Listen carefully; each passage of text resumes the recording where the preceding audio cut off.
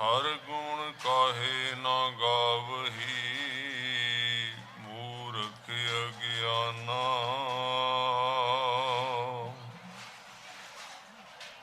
झूठे लालच लाग कै न मरण पछाना। अजहू कछु बिगड़्यो नहीं, जो प्रभ गुण गावै।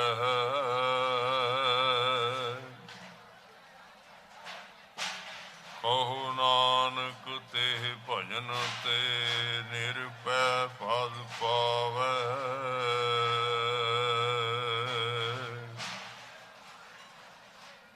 कहाँ बुद्ध प्रभ तुच्छ हमारी, वरन सकै महिमा जो तिहारी। हम ना सकत कर सिफत तुम्हारी, आप ले हो तुम कथा सुधारी।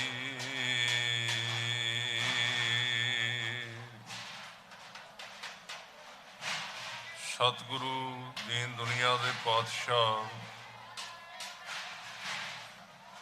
गुरता गद्दी ते विराजमान दसां पातशाहियां दे प्रतक्ष रूप शब्द रूप छतर चवर तखत के मालिक सतगुरु आदि श्री गुरु ग्रंथ साहिब जी महाराज सच्चे पातशाह जी आप जी की पावन पवित्र हजूरी विच सज बैठे सत्कारयोग सन्मानयोग गुरु खालसा साध संगत जीओ, सारे इकाग्रता बनाओ। मना दे ख्यालों नूं रोक के बिरतियां नूं रोक के मन की इकाग्रता बना के गज वज के फतेह बुलाओ। वाहिगुरु जी का खालसा वाहिगुरु जी की फतेह। आप जी बहुत ही वडभागे हो जो नगर वडाला जौहल विख सतगुरु नौवें पातशाह धन गुरु तेग बहादुर साहब सच्चे पातशाह जी जो आप जी का 1 मई नूं आने वाले दिनों दे विच प्रकाश पुरब आ रहा है, वो 4 शताब्दियां यानी कि 400 साल पहला महाराज ने शरीरक तौर पर श्री अमृतसर साहब गुरुद्वारा गुरु के महल विखे आप जी ने शरीर धारण किया, अवतार धारण किया है। सो आप नगर की संगत वालों ज्ञानी बलबीर सिंह जी जो यूके तो इंग्लैंड तो उत्थे निवास रखते हैं, उन्होंने मिल के उपराला किया क्योंकि गुरसिख का जिहड़ा उदम है साध संगत जीओ, जिहड़ी वस्तु किसी नूं मिलती है जे संसारक धन के व्यापारी हैं तो उन्हां दी जिहड़ी बिरती है वो संसार के धन नूं वधाउण दे विच कुदरती तौर पर उस पासे वाल प्रेरित हुंदी है। संसार के धन नूं वधाउण वास्ते यतनशील रहिंदे हन। ये बाहरी धन है, बाहरली वस्तु है, इहदा संबंध साडे शरीर दे नाल ही है। गुरु तेग बहादुर साहब महाराज पातशाह की बाणी है कि जिथे आपां उन्हां दा 400 साला मनाउणा उत्थे उन्हां दे उपदेश जो उन्होंने बाणी विच उपदेश बख्शिश किए हैं और 27 साल उन्होंने लगातार मैं बेनती करांगा साउंड वाले सज्जणों ਨੂੰ, क्योंकि लंगर नाल ही चलदा है, थोड़ी जी आवाज़ ही ਵਧਾ दिओ है, क्योंकि कीर्तन का जिहड़ा हिसाब किताब है वो दे नाल कथा दे विच हौली हौली जदों कथा संगत ध्यान इकागर हुंदा ते होर शांति वधदी है ते चुप ज़्यादा वध जाती है, वो बाहरलियां आवाज़ां ज़्यादा अंदर आउंदियां। थोड़ा जिहा आवाज़ ज़्यादा होएगा तो मन अपने आप बाहरली आवाज़ तो गुरेज रखेगा तो ध्यान जिहड़ा वो टिकिया रहेगा। सो वैसे चाहिदा ये हुंदा है कि जिथे घट्टो घट्ट स्टेज तो थोड़ी जी दूरी दे उत्ते जां दूसरी साइड ते भांडियां दा जिहड़ा ये उपराला होवे, लंगर भी नाल चलना है, लंगर भी गुरु घर की मर्यादा है, जरूरी है। तो गुरु तेग बहादुर साहब जी की बाणी का उपदेश है कि मनुख की साडी जिहड़ी सोच है कुदरती तौर पर पिता पुरखी तौर पर जिथे असी जन्म लिया है, इत्थे जिवें दी सानू बाहरों इस मन रूपी भांडे दे विच जो कुछ पैंदा है, जिवें धरती दे विच आपां जो बीजने वो वापस उग के कई गुणा वध जांदा। मन भी इस तरह की धरती है, जिवें जमीन दे विच तुसीं एक बीज बीजो तो कई उगदे, उगण तो बाद सिट्टा लगदा, उहनूं कई बीज लग जांदे। इस तरह मन भी एक जीवन भी एक धरती वर्गा है, कर्म भूमि है। आ जिहड़ा शरीर जिहड़ा है ना, इनू भूमि क्या है, इनू जमीन क्या है। इहदे विच बीज कित्थों डिगदे ने, जिवें दी असीं बाहरों संगत करने, जिवें दी संगत मनुख करदा है, उवें दे बीज इहदे अंदर जान लग पैंदे ने। अखां दे राहीं, कन्नां दे राहीं, ज़्यादातर ये दो चीज़ां ने। बंदे दे मन दे विच बहुत ज़्यादा तरज जो उहदा सुभाव बनता, उहदा आउण वाला सरूप बनता है, वो निमाण वल जाना जां उचाई वल जाना, वो इहदे ते डिपेंड करता। दो अखां ते दो कन्न। बोलण दा भी बड़ा असर पैंदा जीवन दे उत्ते।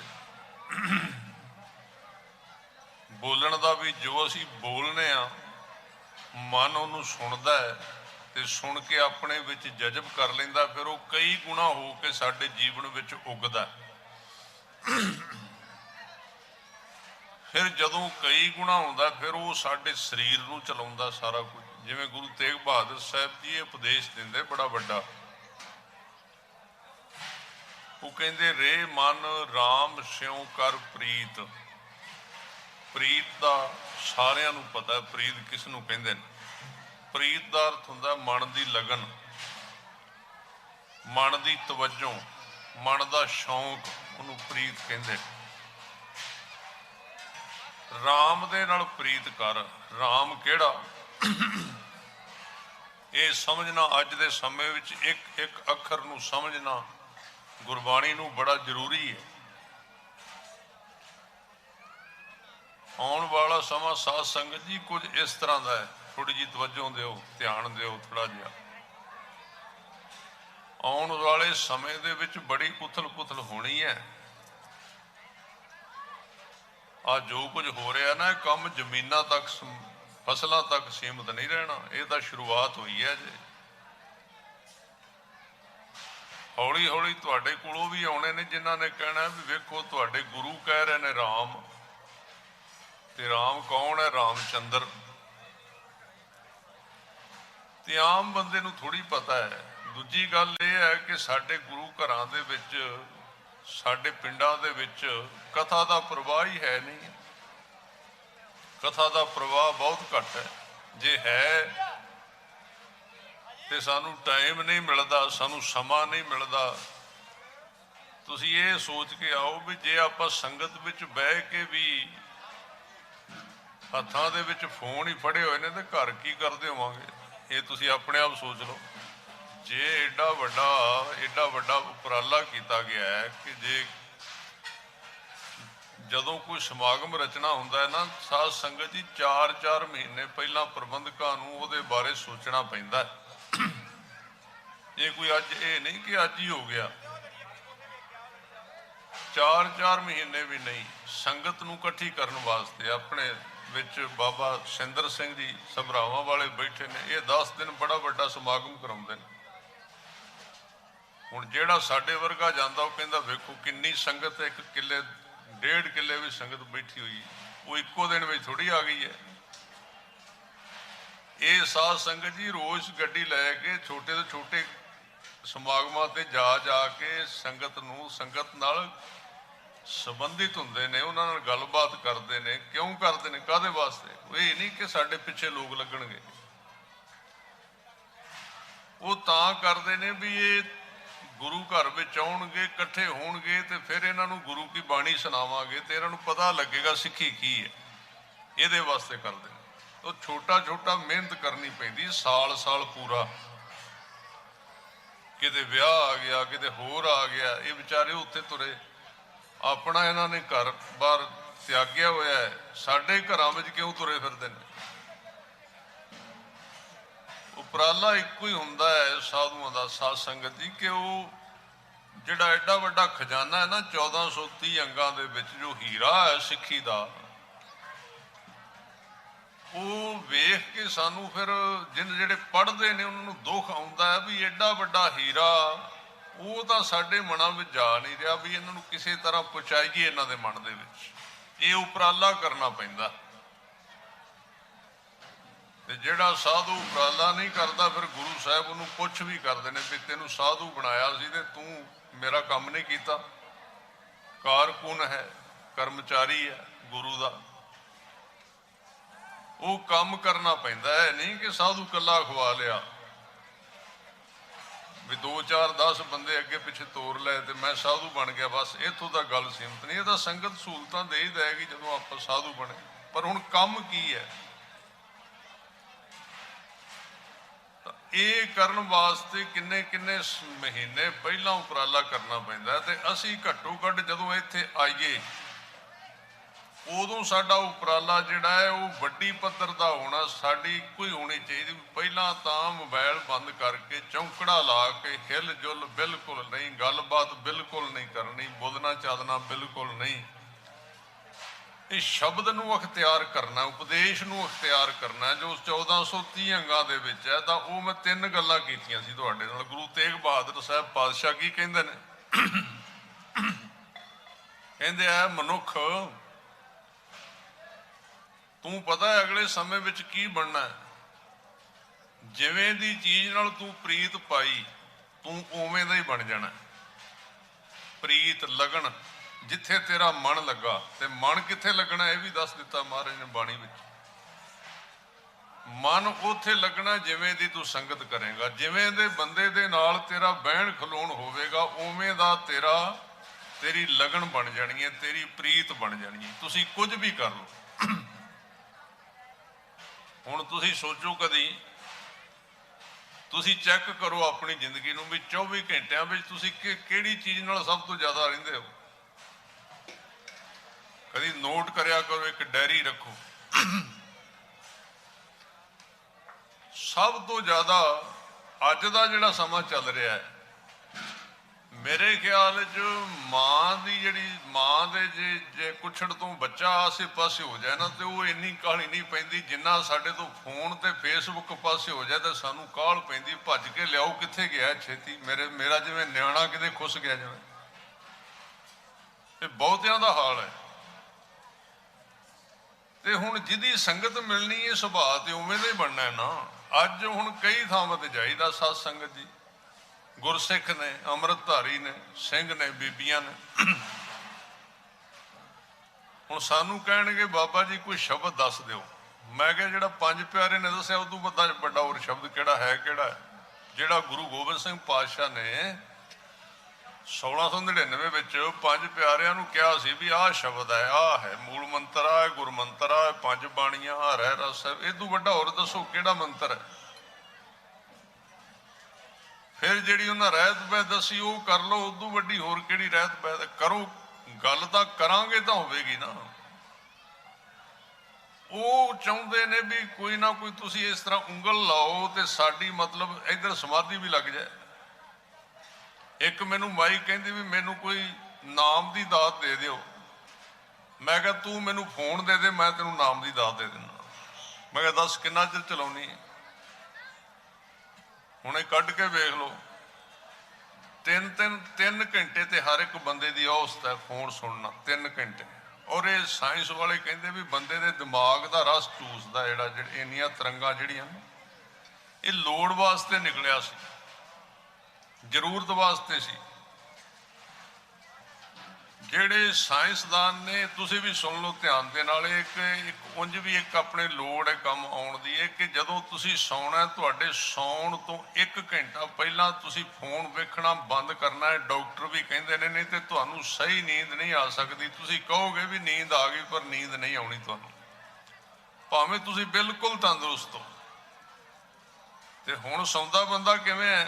ਸੁਣਦਾ ਸੁਣਦਾ ਹੀ ਸੌਂ ਜਾਂਦਾ, ਵਹਿੰਦਾ ਵਹਿੰਦਾ ਹੀ ਸੌਂ ਜਾਂਦਾ। ਛਾਤੀ ਦੇ ਉੱਤੇ ਉਹ ਚੱਲਦੇ ਰਹਿੰਦੇ, ਆਪੇ ਹੀ ਚੱਲ ਚੁੱਲ ਕੇ ਵਿਚਾਰਾ ਬੰਦ ਹੋ ਜਾਂਦਾ। ਉਹ ਫੋਨ ਵੀ ਕਹਿੰਦਾ ਵੀ ਮੈਨੂੰ ਚਲਾਉਣ ਵਾਲਾ ਸੌਂ ਗਿਆ, ਹੁਣ ਮੈਂ ਕੀ ਕਰਾਂ, ਹੁਣ ਮੈਨੂੰ ਕੌਣ ਬੰਦ ਕਰੇ।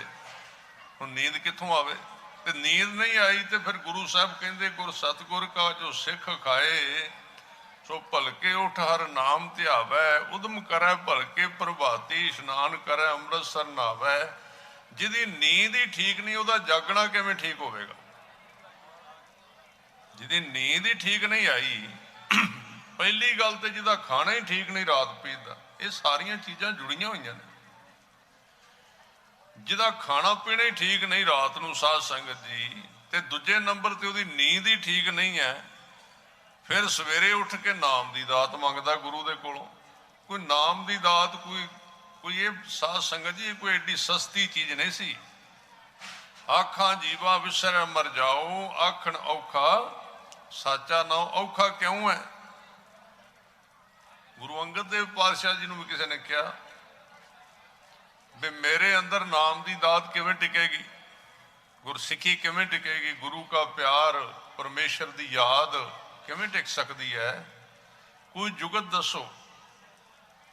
ਤਾਂ ਉਹਨਾਂ ਦੇ 63 ਸਲੋਕ ਨੇ, 63 ਸਲੋਕ ਇਕੱਲੇ ਨੇ, ਉਹਨਾਂ ਦੇ ਸ਼ਬਦ ਨਹੀਂ। ਗੁਰੂ ਅੰਗਦ ਦੇਵ ਦੂਜੇ ਗੁਰੂ ਪਾਤਸ਼ਾਹ ਤੁਹਾਡੇ ਆਪਣੇ ਹੋਏ ਨੇ ਜਿਹੜੇ 63 ਉਹਨਾਂ ਦੇ ਸਲੋਕ ਨੇ ਇਕੱਲੇ ਗੁਰੂ ਗ੍ਰੰਥ ਸਾਹਿਬ ਦੇ ਵਿੱਚ। ਉਹਨਾਂ ਨੇ ਫਿਰ ਜਾਂਚ ਦੱਸੀ ਹੈ, ਕਹਿੰਦੇ ਇਹ ਮਤ ਸੋਚੋ ਵੀ ਤੁਸੀਂ 24 ਘੰਟਿਆਂ ਦੇ ਵਿੱਚੋਂ 22 ਘੰਟੇ ਜੋ ਮਰਜ਼ੀ ਕਰੋ, ਜੋ ਮਰਜ਼ੀ ਬੋਲੋ, ਜੋ ਮਰਜ਼ੀ ਵੇਖੋ, ਜੋ ਮਰਜ਼ੀ ਸੁਣੋ, ਜੋ ਮਰਜ਼ੀ ਬੋਲੋ, ਖਾਓ ਪੀਓ, ਇਸ ਤਰ੍ਹਾਂ ਟਾਈਮ ਖਰਾਬ ਕਰੋ ਤੇ 1 ਘੰਟਾ ਚੌਂਕੜਾ ਲਾ ਕੇ ਕਹੋ ਤੁਹਾਡਾ 10ਵਾਂ ਦੁਆਰਾ ਖੁੱਲ ਜਾਏਗਾ। ਇਸ ਤਰ੍ਹਾਂ ਨਹੀਂ ਹੁੰਦਾ। ਕਿਵੇਂ ਹੁੰਦਾ ਮਹਾਰਾਜ? ਉਹ ਕਹਿੰਦੇ ਨੇ 7ਵੀਂ ਪਹਿਰੀ 7 ਭਲਾ। ਧਿਆਨ ਦਿਓ, 8ਵੇਂ ਪਹਿਰ ਦੀ ਗੱਲ ਨਹੀਂ ਕੀਤੀ ਉਹਨਾਂ ਨੇ, ਹਾਲਾਂਕਿ ਹੁੰਦੇ 8 ਪਹਿਰ ਨੇ। ਅੱਜ ਕੱਲ੍ਹ ਦੇ ਬੱਚਿਆਂ ਨੂੰ ਜੇ ਸਮਝਾਈਏ ਨਾ, ਵੈਸੇ ਗੱਲਾਂ ਤੁਹਾਨੂੰ ਪਤਾ ਹੋਣੀਆਂ ਚਾਹੀਦੀਆਂ ਨੇ ਕਿ ਸਾਡਾ ਨਵਾਂ ਸਾਲ ਕਿਹੜਾ ਹੈ ਤੇ ਸਾਡੇ ਪਹਿਰ ਕਿਹੜੇ ਨੇ। ਇਹ ਜਿਹੜੇ ਘੰਟੇ ਨੇ ਇਹ ਤਾਂ ਅੰਗਰੇਜ਼ੀ ਵਿੱਚ ਆ ਗਏ ਨਾ। ਨਵਾਂ ਸਾਲ ਜਨਵਰੀ 'ਚ ਆ ਗਿਆ ਨਾ, ਸਾਡਾ ਨਵਾਂ ਸਾਲ ਤੇ ਆ ਪਹਿਲੀ ਚੇਤਰ ਨੂੰ ਛੜਿਆ। ਅੱਜ ਜਿਹੜਾ ਹੁਣ ਚੇਤ ਚੱਲ ਰਿਹਾ ਨਾ, 1 ਚੇਤ ਨੂੰ ਸਾਡਾ ਪਹਿਲਾ ਸਾਲ ਸ਼ੁਰੂ ਹੁੰਦਾ ਹੈ ਗੁਰੂ ਗ੍ਰੰਥ ਸਾਹਿਬ ਜੀ ਬਾਣੀ ਦੇ ਮੁਤਾਬਕ। ਸਾਰੇ ਗ੍ਰੰਥੀ ਸਿੰਘਾਂ ਨੂੰ ਮੈਂ ਜਿੱਥੇ ਵੀ ਯਾਦ ਰਹਿੰਦਾ ਹੀ ਤਕਰੀਬਨ 2 ਬੇਨਤੀਆਂ ਤੇ ਕਰਦੇ ਹੁੰਨਾ। ਇੱਕ ਤਾਂ 1 ਚੇਤ ਜਦੋਂ ਆਉਣਾ ਹੋਵੇ 1 ਮਹੀਨਾ ਪਹਿਲਾਂ ਰੋਜ਼ 2-3 ਟਾਈਮ ਅਨਾਉਂਸਮੈਂਟ ਕਰਿਆ ਕਰੋ ਵੀ ਨਵਾਂ ਸਾਲ ਆ ਗਿਆ, ਨਵਾਂ ਸਾਲ ਆ ਗਿਆ, ਨਵਾਂ ਸਾਲ ਆ ਗਿਆ। ਇਹਦੀ ਕੀ ਲੋੜ ਹੈ? ਇਹਦੀ ਉਹ ਲੋੜ ਹੈ ਵੀ ਜਿਹੜੇ ਲੋਕ ਤੁਹਾਨੂੰ ਆਉਣ ਵਾਲੇ ਸਮੇਂ ਵਿੱਚ ਕਹਿ ਵੀ ਰਹੇ ਨੇ ਤੇ ਹੋਰ ਉਹਨਾਂ ਨੇ ਬੜੇ ਪ੍ਰਾਪੂਗੰਡੇ ਕੀਤੇ ਨੇ ਵੀ ਤੁਸੀਂ ਕੇਸਾਧਾਰੀ ਹਿੰਦੂ ਹੋ, ਤੁਹਾਡੀ ਕੋਈ ਵੱਖਰੀ ਹੋਂਦ ਨਹੀਂ। ਜਿਸ ਸਿੱਖ ਨੂੰ ਇਹ ਪਤਾ ਲੱਗ ਗਿਆ ਸਾਡਾ ਨਵਾਂ ਸਾਲ ਆਪਣਾ, ਉਹਨੂੰ ਇਹ ਦੱਸਣ ਦੀ ਲੋੜ ਹੀ ਨਹੀਂ ਪੈਣੀ ਵੀ ਤੇਰੀ ਕੌਮ ਵੱਖਰੀ ਹੈ, ਤੇਰਾ ਕੌਮ ਆਪਣਾ ਸਰੂਪ ਹੈ, ਉਹਨੂੰ ਦੱਸਣ ਦੀ ਲੋੜ ਨਹੀਂ ਪੈਣੀ। ਉਹਦੇ ਬੱਚੇ ਨੂੰ ਪਤਾ ਲੱਗ ਜਾਏਗਾ ਵੀ ਸਿੱਖ ਕੌਮ ਵੱਖਰੀ ਕੌਮ ਹੈ, ਸਾਡੀ ਆਪਣੀ ਹੋਂਦ ਹੈ। ਨਵਾਂ ਸਾਲ ਤੁਸੀਂ ਪਰਪੱਕ ਕਰਾ ਦਿਓ।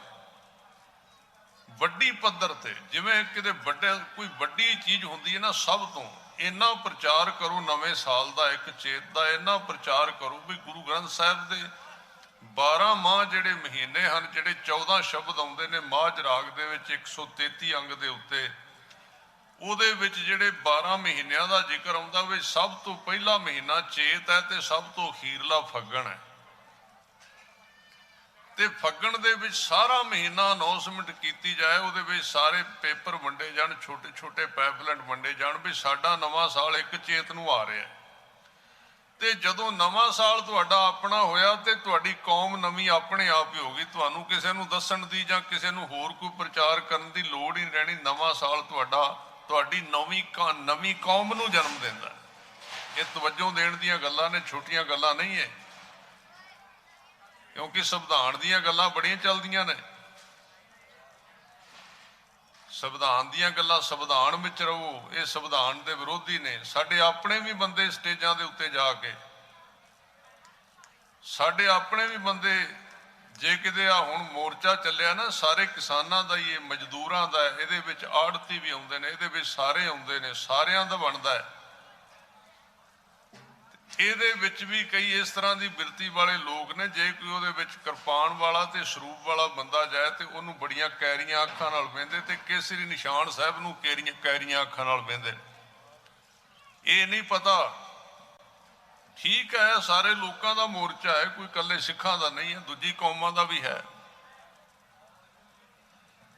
ਬਈ ਵੱਖਰਾਪਣ ਜਿਹੜਾ ਤੁਹਾਡਾ, ਉਹਨੂੰ ਤੁਸੀਂ ਕਹਿੰਦੇ ਅਸੀਂ ਸੰਵਿਧਾਨ ਦੇ ਵਿੱਚ ਰਹਿਣਾ ਹੈ। ਅਸੀਂ ਰਹਿਣਾ ਤੇ ਸੰਵਿਧਾਨ ਦੇ ਵਿੱਚ ਹੈ, ਪਰ ਉਹ ਸੰਵਿਧਾਨ ਦੇ ਵਿੱਚ 25-20 ਦੀ ਜਿਹੜੀ ਧਾਰਾ, ਉਹਦੇ ਵਿੱਚ ਇਹ ਲਿਖਿਆ ਹੋਇਆ ਕਿ ਤੁਸੀਂ ਕਿਸ ਧਾਰੀ ਹਿੰਦੂ ਹੋ, ਦੱਸੋ ਉਹ ਫਿਰ ਸੰਵਿਧਾਨ ਤੁਸੀਂ ਮੰਨੋਗੇ? ਫਿਰ ਤਿਆਰ ਉਹਨੂੰ ਮੰਨਣ ਵਾਸਤੇ ਕਿਵੇਂ ਮੰਨੋਗੇ ਉਹਨੂੰ? ਤੁਹਾਡਾ ਆਪਣਾ ਵਿਲੱਖਣਤਾ, ਤੁਹਾਡੇ 5 ਕਕਾਰ ਨੇ, ਤੁਹਾਡੀ ਦਸਤਾਰ ਹੈ, ਤੁਹਾਡੇ ਕੇਸ ਨੇ, ਤੁਹਾਡੀ ਵੱਖਰੀ, ਗੁਰੂ ਗੋਬਿੰਦ ਸਿੰਘ ਮਹਾਰਾਜ ਨੇ ਤੁਹਾਡੀ ਆਪਣੀ ਆਇਡੈਂਟੀ ਬਣਾਈ ਹੈ, ਤੁਹਾਡੀ ਆਪਣੀ ਪਹਿਚਾਣ ਹੈ, ਸਭ ਕੁਝ ਆਪਣਾ ਹੈ, ਤੁਹਾਡਾ ਕੇਂਦਰ ਹੈ, ਤੁਹਾਡਾ ਗ੍ਰੰਥ ਆਪਣਾ। ਇਹ ਚੀਜ਼ਾਂ ਚਾਹੀਦੀਆਂ ਨੇ। ਅੱਜ ਜੇ ਤੁਸੀਂ ਆਪਣੀ ਕੌਮ ਨੂੰ ਦੁਨੀਆ ਦੇ ਪਲੇਟਫਾਰਮ ਦੇ, ਭਾਵੇਂ ਤੁਸੀਂ ਵਿਸ਼ਵ ਦੇ ਵਿੱਚ ਸਾਰੇ ਦੇਸ਼ਾਂ ਦੇ ਵਿੱਚ ਤੁਸੀਂ ਸਾਹਮਣੇ ਲੈ ਕੇ ਜਾਣਾ, UNO ਦੇ ਵਿੱਚ ਲੈ ਕੇ ਜਾਣਾ, ਤਾਂ ਉਹ ਵੀ ਕਹਿੰਦੇ ਜੇ ਤੁਹਾਡਾ ਗ੍ਰੰਥ ਆਪਣਾ ਤੇ ਤੁਹਾਡੇ ਸਿੰਬਲਾਈਜ਼ ਆਪਣੇ ਨੇ, ਤੁਹਾਡੀ ਵਰਦੀ ਆਪਣੀ ਹੈ, ਯਾਨੀ ਕਿ ਕਕਾਰ ਆਪਣੇ ਹਨ, ਤੇ ਤੁਹਾਡਾ ਗ੍ਰੰਥ ਤੇ ਤੁਹਾਡਾ ਕੇਂਦਰ ਆਪਣਾ ਹੈ, ਤੇ ਤੁਹਾਨੂੰ ਵੱਖਰੀ ਕੌਮ ਦਾ ਅਸੀਂ ਮਾਨਤਾ ਦਿਆਂਗੇ। ਪਰ ਇਹਨਾਂ ਗੱਲਾਂ ਦੀ ਸਾਡੇ ਲੀਡਰਾਂ ਨੂੰ ਅੱਜ ਤੱਕ ਤੇ ਕੋਈ ਯਾਦ ਨਹੀਂ ਆਈ। ਅੱਜ ਤੱਕ ਸਾਡੇ ਲੀਡਰਾਂ ਦੀ ਆਦਤ ਪਤਾ ਕੀ ਹੈ? ਜਦੋਂ ਤੇ ਉਹ ਦਿੰਦੇ ਨੇ ਗੱਦੀ, ਉਦੋਂ ਤੇ ਚੁੱਪ ਕਰਕੇ ਬਿੱਛੂ ਬਣ ਕੇ ਬਹਿ ਜਾਂਦੇ, ਚੁੱਪ ਕਰਕੇ ਵੀ ਕੋਈ ਗੱਲ ਨਹੀਂ, ਰੌਲਾ ਨਾ ਪਾਓ ਜੀ, ਅਸੀਂ ਇਹ ਵੀ ਸਾਡੇ ਭਰਾ ਨੇ ਜੀ, ਸਾਡੇ ਭਰਾ ਨੇ। ਅੱਜ ਜਦੋਂ ਉਹਨਾਂ ਧੱਕੇ ਮਾਰ ਕੇ ਬਾਹਰ ਕੱਢਿਆ, ਕਹਿੰਦੇ ਹੁਣ ਸਾਨੂੰ ਇਹ ਸਿੱਖ ਨਹੀਂ ਮੰਨਦੇ, ਅਸੀਂ ਵੱਖਰੀ ਕੌਮ ਆ। ਹੁਣ ਯਾਦ ਆਇਆ ਤੁਹਾਨੂੰ 30 ਸਾਲ ਤੋਂ ਬਾਅਦ? ਹੁਣ 30 ਸਾਲਾਂ ਤੋਂ ਬਾਅਦ ਉਹ ਤੁਹਾਡੇ ਤੋਂ ਵੱਖਰੇ ਹੋ ਗਏ। ਕਿਉਂ? ਉਹਨਾਂ ਤੁਹਾਨੂੰ ਬਾਹਰ ਕੱਢਤਾ। ਬਾਹਰ ਕੱਢਿਆ ਕੁੱਟਿਆ ਹੈ ਨਹੀਂ, ਵਿੱਚੋਂ ਸਾਰੇ ਇੱਕੋ ਹੀ ਨੇ। ਬਾਹਰੀ ਤੌਰ ਤੇ ਲੱਗਦਾ ਹੈ। ਜਿਹੜੀ ਗੱਲ ਤੁਸੀਂ ਅੱਜ ਕਰਦੇ ਹੋ, ਅੱਜ ਤੋਂ 10 ਸਾਲ ਪਹਿਲਾਂ ਕਿਉਂ ਨਹੀਂ ਸੀ ਕਰਦੇ ਤੁਸੀਂ? ਔਰ ਮੈਂ ਵੀ ਬੇਨਤੀ ਕਰਾਂ, ਜੇ ਅੱਗੋਂ ਫਿਰ ਇਹ ਰਲ ਗਏ ਤੇ ਇਹਨਾਂ ਨੇ ਫਿਰ ਨਹੀਂ ਜੇ ਕਰਨੀ। ਇਹਨਾਂ ਸਿਰਫ ਤੁਹਾਡੀ ਵਰਤੋਂ ਕਰਨੀ, ਸਿਰਫ ਤੁਹਾਡੀ ਸਮੇਂ ਦੇ ਅਨੁਸਾਰ ਵਰਤੋਂ ਕਰਨੀ ਹੈ ਕਿ ਅੱਜ ਤੁਹਾਨੂੰ ਇਹ ਕਿਸਾਨਾਂ ਦੀ ਗੱਲ, ਮੋਰਚਾ, ਹੁਣ ਲੋਕਾਂ ਦਾ ਬਹਾਵ ਚੱਲ ਰਿਹਾ, ਹੁਣ ਬਹਾਵ ਦੇ ਨਾਲ ਲਾਭ ਲੈਣਾ, ਫਾਇਦਾ ਲੈਣਾ। ਚਲੋ ਇਹਨਾਂ ਮੈਂ ਗੱਲਾਂ ਵੱਲ ਮੈਂ ਬਾਣੀ ਵਾਲੇ ਪਾਸੇ ਮੁੜਨ ਦੀ ਕੋਸ਼ਿਸ਼ ਕਰਾਂਗਾ। ਤਾਂ ਜੀਵਨ ਦੇ ਵਿੱਚ ਗੁਰੂ ਤੇਗ ਬਹਾਦਰ ਸਾਹਿਬ ਪਾਤਸ਼ਾਹ, ਉਹਨਾਂ ਨੇ ਅਧਿਆਤਮ ਵੀ ਨਾਲ ਰੱਖਿਆ। ਜੇ ਉਹਨਾਂ ਕੁਰਬਾਨੀ ਵੀ ਕੀਤੀ ਹੈ ਨਾ, ਦੂਜਿਆਂ ਦੇ ਧਰਮ ਵਾਸਤੇ, ਦੂਜਿਆਂ ਦੇ ਚਿੰਨ੍ਹ ਵਾਸਤੇ, ਇਸੇ ਲਾਲ ਕਿਲੇ ਦੇ ਸਾਹਮਣੇ ਗੁਰੂ ਸਾਹਿਬ ਨੇ ਆਪਣੀ ਸ਼ਹਾਦਤ ਦਿੱਤੀ ਹੈ। ਇਹ ਜਿਹੜਾ ਲਾਲ ਕਿਲਾ ਹੈ ਨਾ, ਇਹਦਾ ਜਿਹੜਾ ਲਾਲ ਰੰਗ ਹੈ, ਗੁਰੂ ਤੇਗ ਬਹਾਦਰ ਸਾਹਿਬ ਜੀ ਦੇ ਖੂਨ ਦੇ ਨਾਲ ਖੋਇਆ ਹੋਇਆ ਇਹਦਾ ਲਾਲ ਰੰਗ ਜਿਹੜਾ ਅੱਜ ਭਾਵੇਂ ਦੇ ਕੋਈ ਹੋਰ ਵਾਰਸ ਬਣੇ ਫਿਰਨ, ਜਿਹੜੇ ਮਰਜ਼ੀ ਬਣੇ ਫਿਰਨ, ਇਹਦਾ ਲਾਲ ਰੰਗ ਗੁਰੂ ਤੇਗ ਬਹਾਦਰ ਸਾਹਿਬ ਜੀ ਦੇ ਉਸ ਬੰਦਗੀ, 27 ਸਾਲ ਦੀ ਬੰਦਗੀ ਵਾਲੇ ਖੂਨ ਦੇ ਨਾਲ ਬਣਿਆ ਹੋਇਆ। ਗੁਰੂ ਸਾਹਿਬ ਕਿਸੇ ਵੀ ਮਨੁੱਖੀ ਜਿਹੜਾ ਸਟ੍ਰੈਸ ਹੈ, ਦਬਾਅ ਨੂੰ ਕਿਤੇ ਵੀ ਨਹੀਂ ਮੰਨਦੇ, ਬਾਣੀ ਵੀ ਨਹੀਂ ਮੰਨਦੀ। ਉਹ ਕਹਿੰਦੇ ਹਰ ਇੱਕ ਨੂੰ ਉਹਦੇ ਹੱਕ ਨੇ ਜਿਹੜੇ, ਉਹਨੂੰ ਆਜ਼ਾਦੀ ਨਾਲ ਜਿਉਣ ਦਿਓ ਹਰ ਇੱਕ ਨੂੰ ਨਹੀਂ।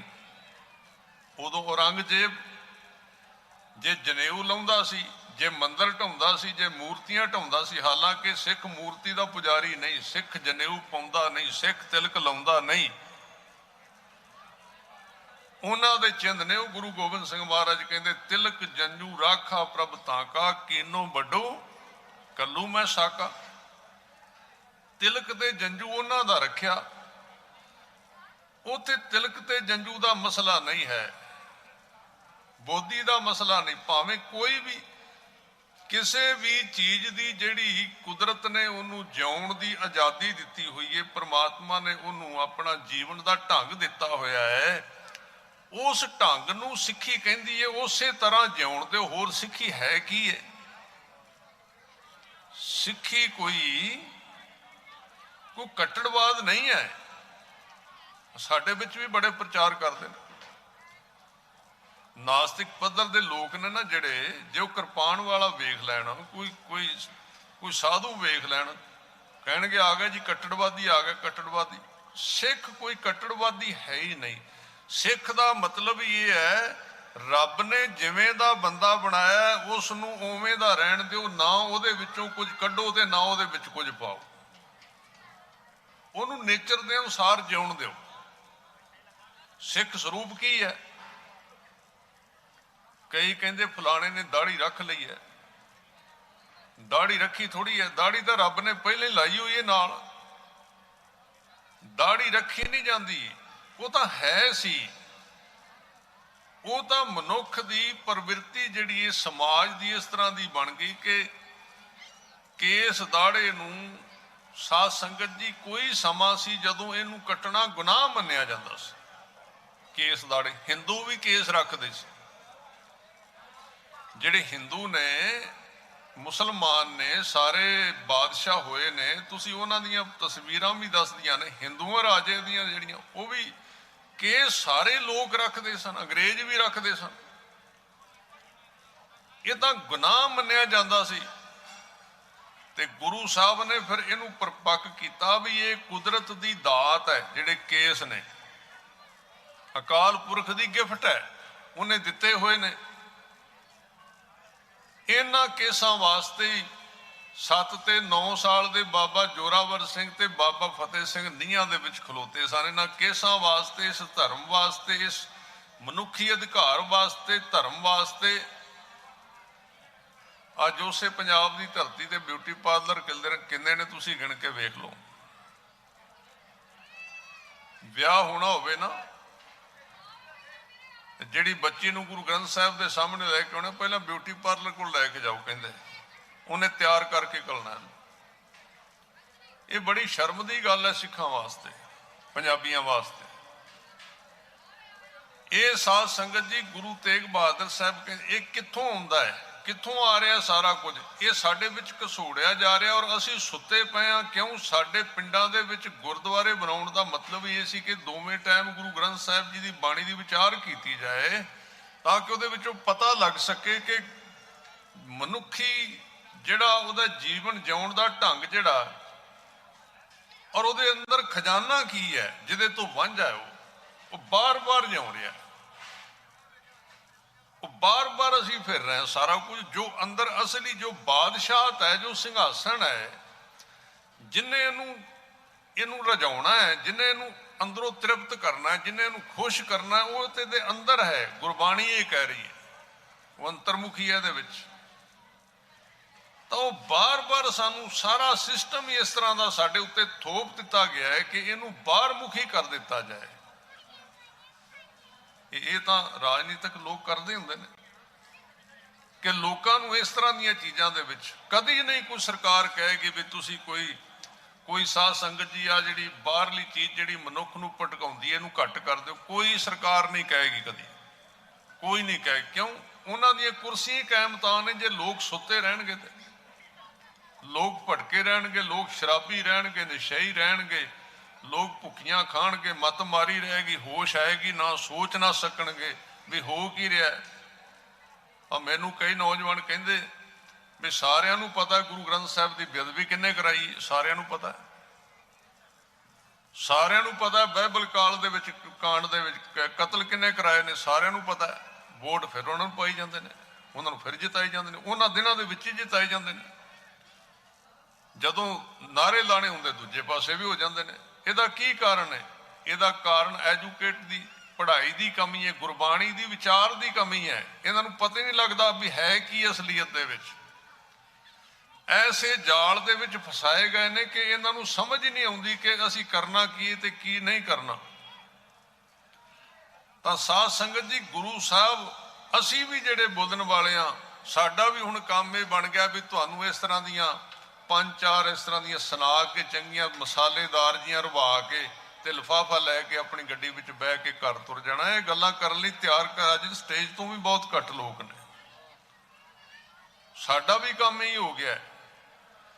ਤਾਂ ਉਹ ਗੁਰੂ ਸਾਹਿਬ ਨੇ, ਗੁਰੂ ਤੇਗ ਬਹਾਦਰ ਸਾਹਿਬ ਪਾਤਸ਼ਾਹ ਨੇ, ਉਹਨਾਂ ਦੇ 400 ਸਾਲਾਂ ਦੇ ਵਿੱਚੋਂ ਜਿਹੜੀ ਅੱਜ ਇੱਕ ਦਾਤ ਸਾਨੂੰ ਚਾਹੀਦੀ ਹੈ ਪ੍ਰਾਪਤ ਕਰਨੀ, ਉਹ ਹੈ ਭਗਤੀ ਦੀ ਦਾਤ। ਸਭ ਤੋਂ ਪਹਿਲੀ ਹਰ ਇੱਕ ਸਿੱਖ ਦੇ ਕੋਲ ਭਗਤੀ ਦੀ ਦਾਤ ਚਾਹੀਦੀ ਹੈ। ਆਪਾਂ ਆਪਣੇ ਆਪ ਨੂੰ ਅੱਜ ਇੱਥੇ ਮਹਾਰਾਜ ਗੁਰੂ ਤੇਗ ਬਹਾਦਰ ਸਾਹਿਬ ਜੀ ਦੇ ਚਰਨਾਂ ਵਿੱਚ ਅਰਦਾਸ ਕਰਨੀ ਹੈ ਕਿ ਸੱਚੇ ਪਾਤਸ਼ਾਹ ਜੀ, ਆਪ ਜੀ ਨੇ 27 ਸਾਲ ਬਾਬਾ ਬਕਾਲਾ ਸਾਹਿਬ ਤੁਹਾਡੇ ਕੋਲ ਹੈ, ਭੋਰਾ ਸਾਹਿਬ ਤੁਹਾਡੇ ਕੋਲ ਹੈ। ਹੁਣ ਤਾਂ ਉਹਦੇ ਉੱਤੇ ਵੀ ਕਿੰਤੂ ਪਰੰਤੂ ਹੋਣ ਲੱਗ ਗਿਆ ਨਾ ਵੀ ਭੋਰਾ ਸਾਹਿਬ ਕੋਈ ਗੁਰੂ ਸਾਹਿਬ ਤੇ ਪ੍ਰਚਾਰ ਹੀ ਸਭ ਤੋਂ ਵੱਧ ਕੀਤਾ। ਉਹਨਾਂ ਨੇ ਪ੍ਰਚਾਰ ਵੀ ਕੀਤਾ ਗੁਰੂ ਸਾਹਿਬ ਨੇ, ਇਹ ਨਹੀਂ ਕਿ ਪ੍ਰਚਾਰ ਨਹੀਂ ਕੀਤਾ। ਪ੍ਰਚਾਰ ਤਾਂ ਆਪਣੇ ਆਪ ਹੀ ਹੋ ਜਾਏਗਾ। ਜਿੱਥੇ ਸੱਚ ਪ੍ਰਗਟ ਹੋਵੇਗਾ ਉਹਨੇ ਸੱਚ ਦੀ ਗੱਲ ਕਹਿਣ ਤੋਂ ਟਲਣਾ ਹੀ ਨਹੀਂ। ਸੱਚ ਦੀ ਇਹ ਨਿਸ਼ਾਨੀ ਹੁੰਦੀ ਹੈ, ਉਹਨੂੰ ਬੋਲੇਗਾ ਹੀ ਬੋਲੇਗਾ, ਕਹੇਗਾ ਹੀ ਕਹੇਗਾ ਉਸ ਨੂੰ। ਔਰ ਥੋੜਾ ਕਹੇਗਾ ਤੇ ਜ਼ਿਆਦਾ ਅਸਰ ਕਰੇਗਾ, ਘੱਟ ਕਹੇਗਾ। ਅਸੀਂ ਹੁਣ ਇੰਨਾ ਕਹਿੰਦੇ ਆ, ਜਿੰਨੀ ਹੁਣ ਕੋਈ ਕਥਾ ਹੋ ਰਹੀ, ਇੰਨੀ ਕਥਾ ਪਹਿਲਾਂ ਥੋੜੀ ਹੁੰਦੀ ਸੀ। ਪਹਿਲਾਂ ਕਿਤੇ ਇੱਕ ਕੋਈ ਕਥਾਵਾਚਕ ਬੋਲਦਾ ਸੀ, 150 ਬੰਦਿਆਂ ਦੇ ਵਿੱਚ ਉਹਨਾਂ ਤੱਕ ਹੀ ਗੱਲ ਕਹਿੰਦੀ ਸੀ, ਚੱਲਦੀ ਸੀ। ਹੁਣ ਵੇਖੋ, ਅਸੀਂ 2 ਕਰੋੜ ਸਿੱਖ ਤੱਕ ਰੋਜ਼ ਕਥਾ ਭੇਜ ਰਹੇ ਹਾਂ ਤੇ ਇੱਕ ਕਥਾ ਨਹੀਂ, 5 ਕਥਾ ਜਾਂਦੀਆਂ ਨੇ ਹਰ ਇੱਕ ਸਿੱਖ ਦੇ ਘਰ ਦੇ ਵਿੱਚ। ਅਸਰ ਕਿਉਂ ਨਹੀਂ ਹੋ ਰਿਹਾ? ਇਹਦਾ ਕਾਰਨ ਕੀ ਹੈ? 5 ਕਥਾ ਜਾਂਦੀਆਂ ਹਰ ਇੱਕ ਘਰ ਦੇ ਵਿੱਚ ਰੋਜ਼ ਟੈਲੀਵਿਜ਼ਨ ਦੇ ਉੱਤੇ। ਉਹ ਗੱਲ ਇਹ ਹੈ ਕਿ ਅਸੀਂ ਕੱਲਾ ਸਿਰਫ ਗੁਰੂ ਗ੍ਰੰਥ ਸਾਹਿਬ ਜੀ ਦੀ ਬਾਣੀ ਨੂੰ ਇੱਕ ਅੱਖਰੀ ਤੋਤਿਆਂ ਵਾਂਗੂ ਰੱਟ ਕੇ ਲੋਕਾਂ ਨੂੰ ਸੁਣਾਉਣਾ, ਇਹਨੂੰ ਪ੍ਰਚਾਰ ਕਰ ਰਹੇ ਹਾਂ। ਜਦ ਕਿ ਗੁਰੂ ਸਾਹਿਬ ਨੇ ਕਿਹਾ ਸੀ ਕਿ ਪਹਿਲਾਂ ਭਗਤੀ ਕਰਕੇ ਆਪਣੇ ਅੰਦਰ ਉਹ ਜੋਤ ਪ੍ਰਗਟ ਕਰਨੀ ਜਿੰਨੇ ਅਸਰ ਕਰਨਾ ਲੋਕਾਂ ਦੇ ਉੱਤੇ। ਉਹ ਜੋਤ ਹੁੰਦੀ ਹੈ। ਜਿਨ੍ਹਾਂ ਦਾ ਅਸਰ ਹੋਇਆ, ਜਿਨ੍ਹਾਂ ਨੇ ਕਮਾਈ ਕੀਤੀ, ਕਥਾ ਹੁਣ ਅਸੀਂ ਵੀ ਕਰਨੇ ਆ। ਕਥਾ ਮਸਕੀਨ ਜੀ ਨੇ ਵੀ ਕੀਤੀ, ਕਥਾ ਸੰਤ ਅਤਰ ਸਿੰਘ ਜੀ ਨੇ ਵੀ ਕੀਤੀ ਹੈ,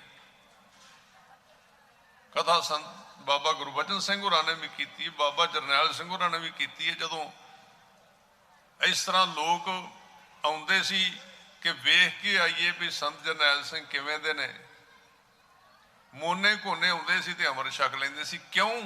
ਉਹਦੇ ਬੈਕ ਦੇ ਵਿੱਚ ਅੰਦਰ ਪਹਿਲਾਂ ਭਗਤੀ ਸੀ, ਜੋਤ ਸੀ। ਉਹ ਜੋਤ ਪ੍ਰਗਟ ਹੋ ਚੁੱਕੀ ਸੀ ਜਿਹੜੀ ਅਸਰ ਕਰਦੀ ਸੀ। ਅਸੀਂ ਉਹਨੂੰ ਸਿਰਫ ਬੋਲਨੇ ਆ, ਸਿਰਫ ਗੱਲਾਂ ਦੇ ਵਿੱਚ ਲੈ ਕੇ ਆਉਂਦੇ ਆ। ਗੁਰੂ ਤੇਗ ਬਹਾਦਰ ਸਾਹਿਬ ਨੇ ਪ੍ਰਚਾਰ ਤਾਂ ਕੀਤਾ ਹੈ, ਪ੍ਰਚਾਰ ਬਾਅਦ ਵਿੱਚ ਕੀਤਾ। ਪਹਿਲਾਂ ਰੱਬੀ ਰੂਪ ਤੇ ਪਹਿਲੇ ਹੀ ਸਨ ਗੁਰੂ ਤੇਗ ਬਹਾਦਰ ਸਾਹਿਬ ਸੱਚੇ ਪਾਤਸ਼ਾਹ। ਉਹਨਾਂ ਦਾ ਜੀਵਨ ਤੁਸੀਂ ਵੇਖੋ ਨਾ, ਤੁਹਾਡੇ ਤੇ ਸਾਰਾ ਕੁਝ ਘਰ ਵਿੱਚ ਹੀ ਹੈ। ਅੰਮ੍ਰਿਤਸਰ ਸਾਹਿਬ ਜ਼ਿਲ੍ਹੇ ਦੇ ਵਿੱਚ ਨੇੜੇ ਹੈ ਸਭ ਕੁਝ।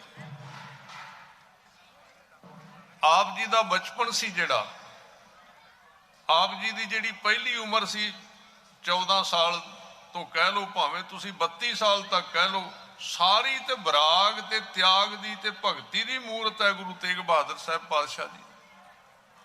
ਮੈਂ ਕਈ ਵਾਰੀ ਸੋਚਣਾ ਇੱਕ ਗੱਲ,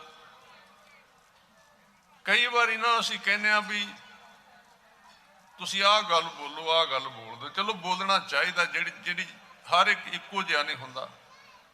ਇੱਕ ਗੱਲ ਮੈਂ ਬਹੁਤ ਇੱਕ ਗੱਲ ਤੋਂ ਹੈਰਾਨ ਆ ਵੀ ਗੁਰੂ ਤੇਗ ਬਹਾਦਰ ਸਾਹਿਬ ਨੇ ਆਪਣੀ ਬਾਣੀ ਦੇ ਵਿੱਚ ਕਦੀ ਵੀ ਯਾਨੀ ਕਿ ਕਿਸੇ ਸੰਸਾਰਿਕ ਚੀਜ਼ ਦੀ ਗੱਲ ਨਹੀਂ ਕੀਤੀ, ਕਦੀ ਵੀ ਨਹੀਂ ਕੀਤੀ।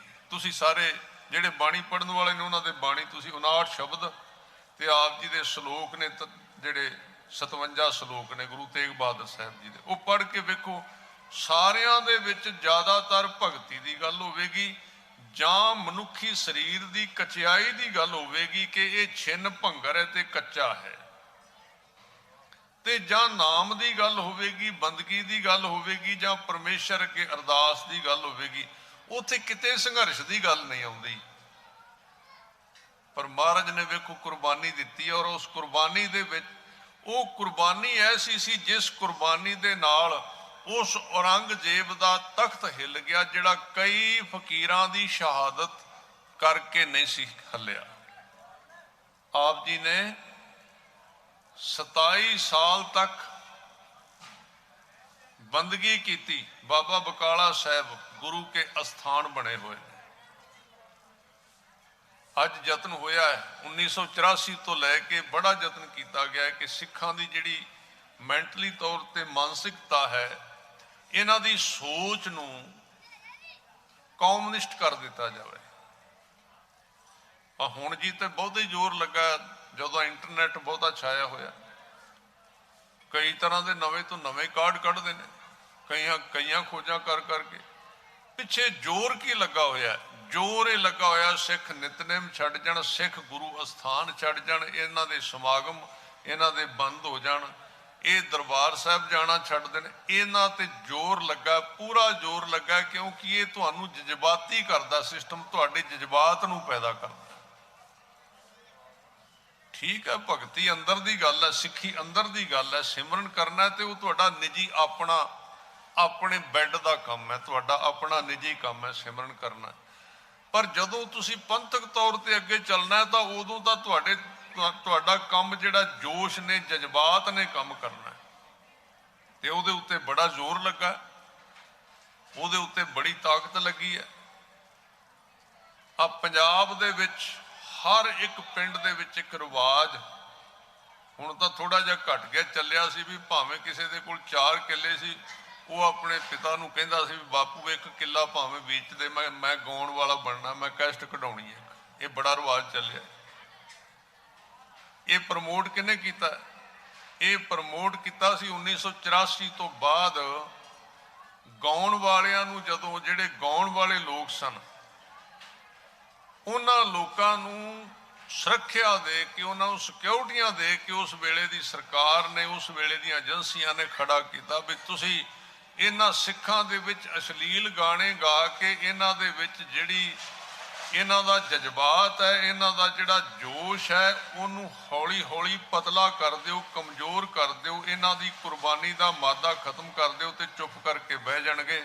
ਉਹਦਾ ਅਸਰ ਵੀ ਹੋਇਆ ਹੈ, ਤੁਹਾਡੇ ਸਾਹਮਣੇ ਹੋਇਆ। ਇਹ ਸਾਰੀ ਦੁਨੀਆ ਦੇ ਵਿੱਚ ਮਸ਼ਹੂਰ ਹੋ ਗਿਆ। ਮੈਂ ਸੁਣਿਆ ਸੀ ਵੀ ਚੀਨ ਵਾਲੇ ਵੀ ਆਪਣੇ ਬਾਰਡਰ ਦੇ ਉੱਤੇ, ਹਾਲੇ ਕਿ ਉਹਨਾਂ ਨੂੰ ਪੰਜਾਬੀ ਗਾਣਿਆਂ ਦੀ ਸਮਝ ਨਹੀਂ ਆਉਂਦੀ, ਉਹ ਵੀ ਪੰਜਾਬੀ ਗਾਣੇ ਲਾ ਕੇ ਨੱਚੀ ਆਉਂਦੇ ਨੇ। ਇਹ ਮਿਹਰਬਾਨੀ ਆਪਣੇ ਕਲਾਕਾਰਾਂ ਦੀ ਹੋਈ ਹੈ, ਇਹਨਾਂ ਗੀਤਾਂ ਨੇ, ਇਹਨਾਂ ਗਾਣਿਆਂ ਨੇ।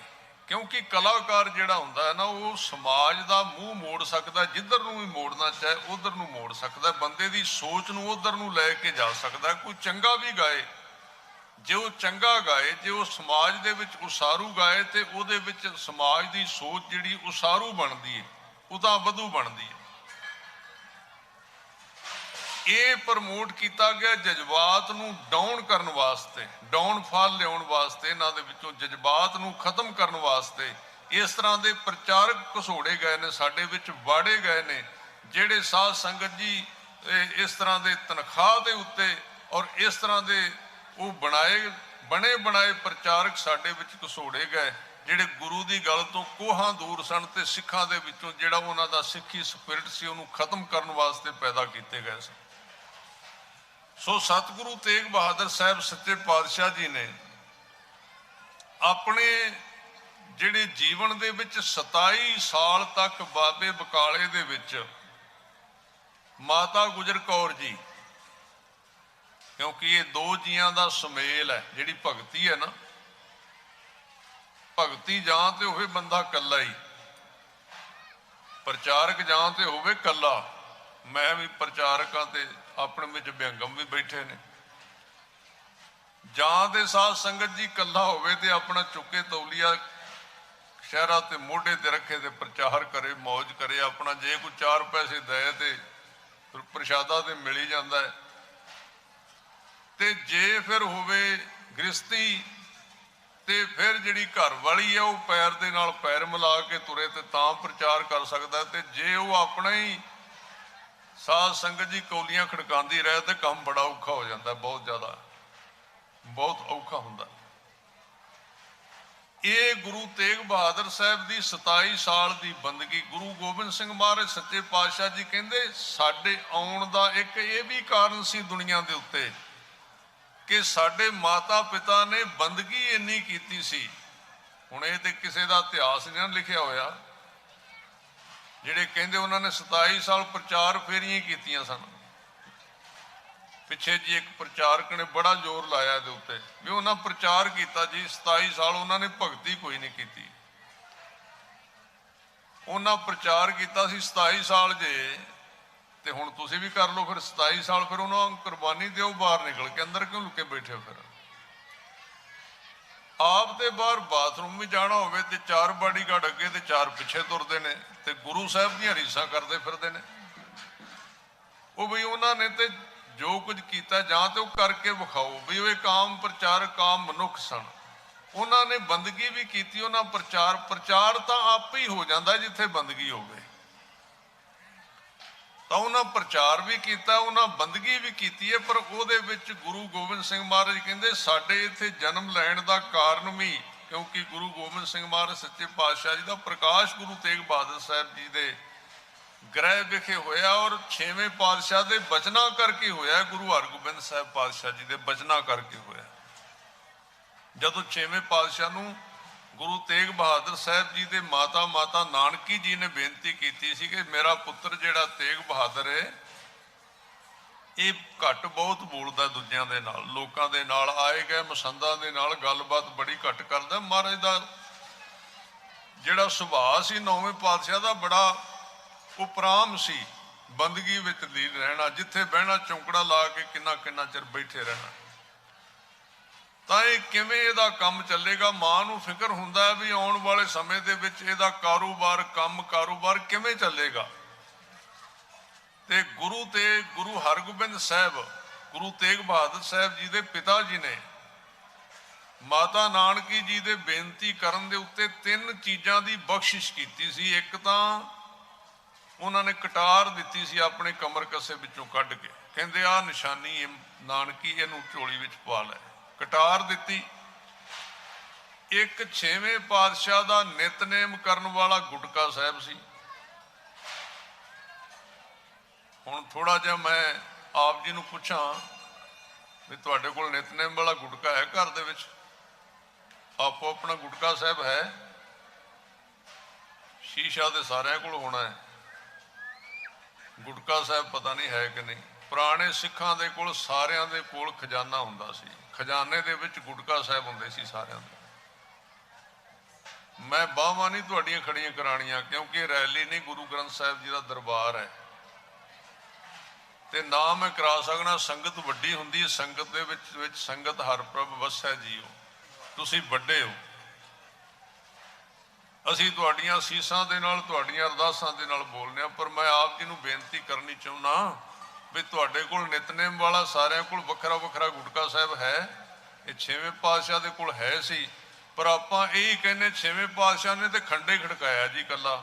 महाराज दा जदों महाराज 6वें पातशाह दा जदों नितनेम करते सी उदों पहरा लग जाता सी, उन्हां दे अंदर कमरे विच कोई नहीं सी वड़ सकदा जदों 6वें पातशाह नितनेम करते सी। अज भी तुसीं लुधियाणे दे नाल एक नगर है घुंडाणी कला थोड़ी दूर, उत्थे महाराज दा वो 52 कलियां वाला चोला साहब पिया होया है।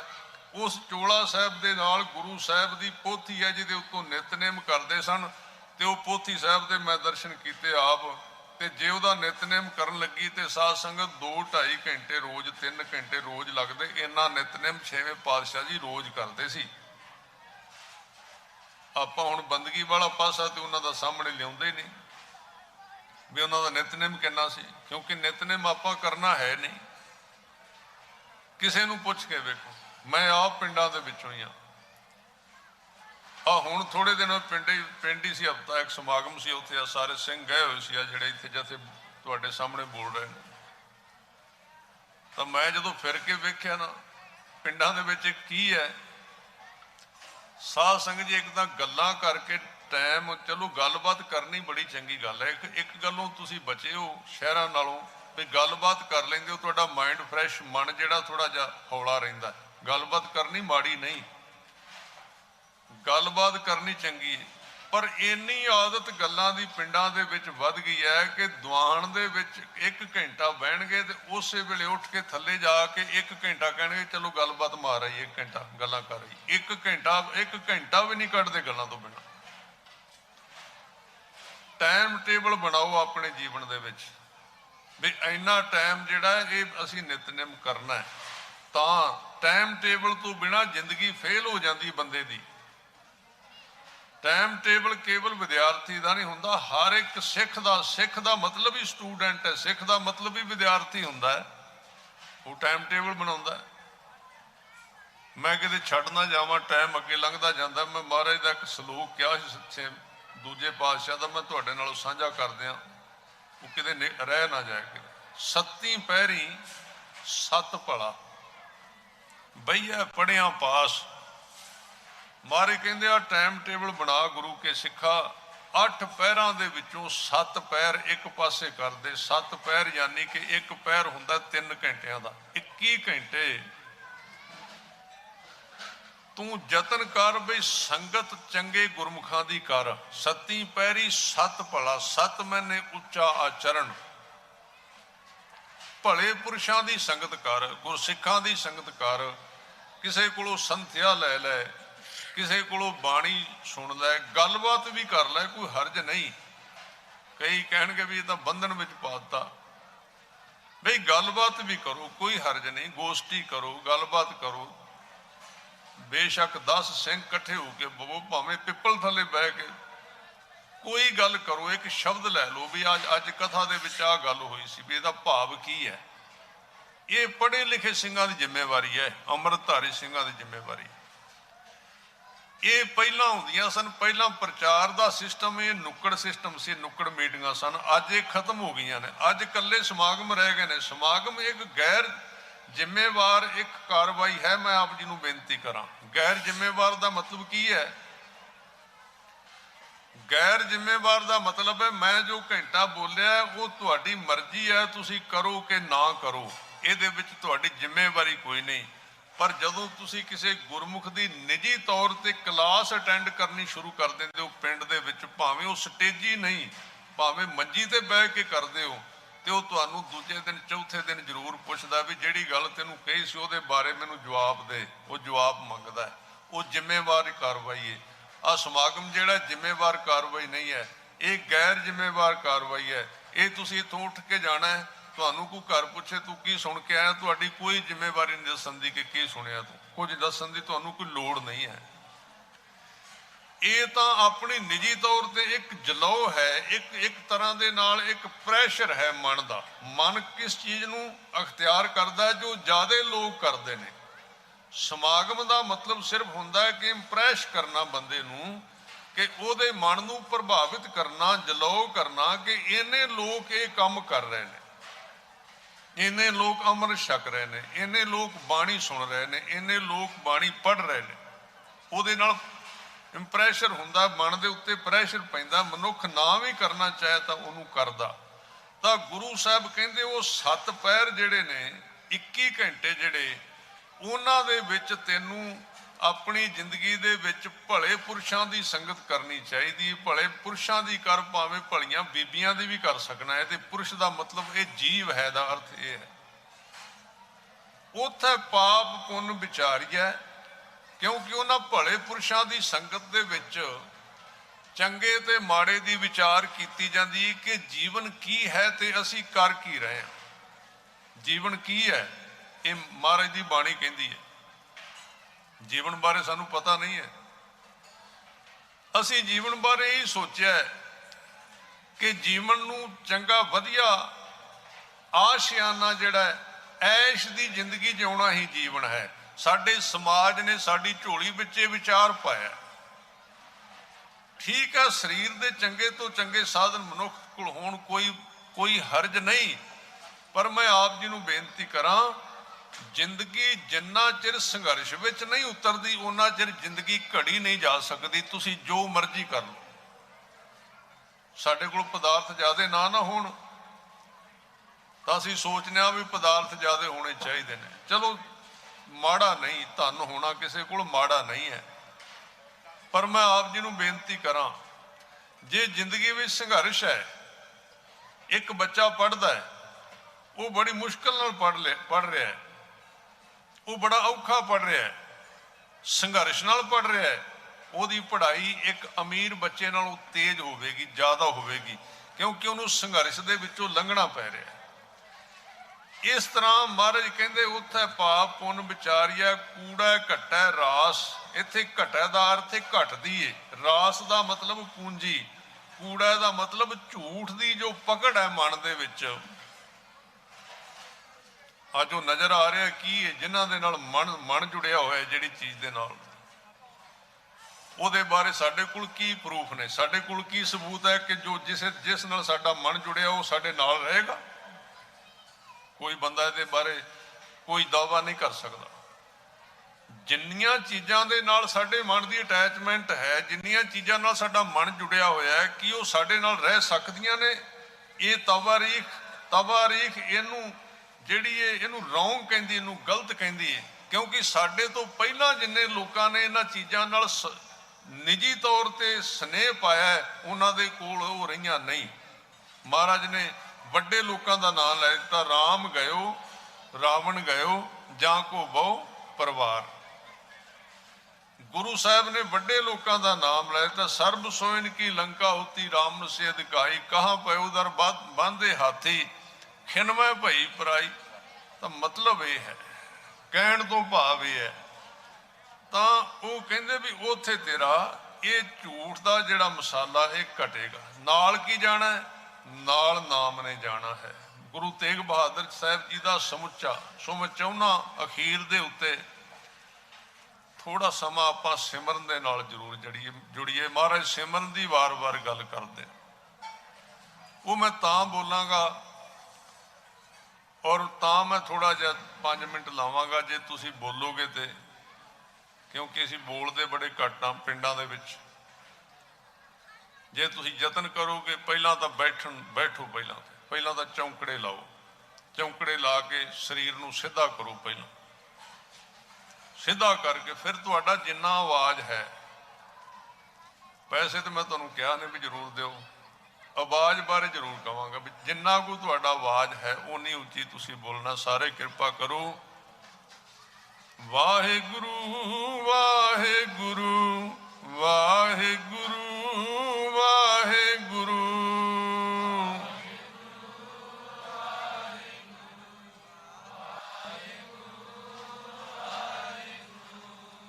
वाहिगुरु वाहिगुरु वाहिगुरु वाहिगुरु।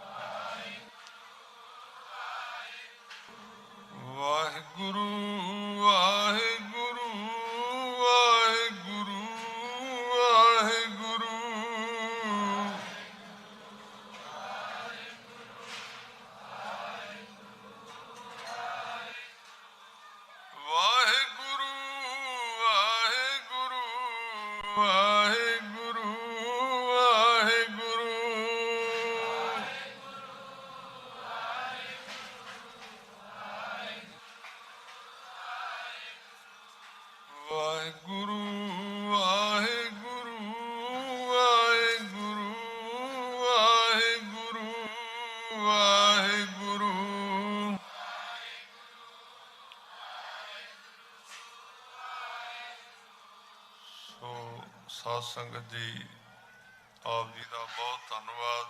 पूरा समा आप जी ने एकाग्रता बना के शरण किया है। सो गुरु के प्यारिਆਂ ਦਾ, सेवादार प्रबंधकों का, ज्ञानी जी का, जिन्हों ने उपराला करके प्रेर के स्टेज पर सुभायमान शख्सियत बाबा सिंदर सिंह जी, और आने वाला प्रोग्राम ढाडी जथा बीबी दलेर कौर खालसा बहुत जोश नाल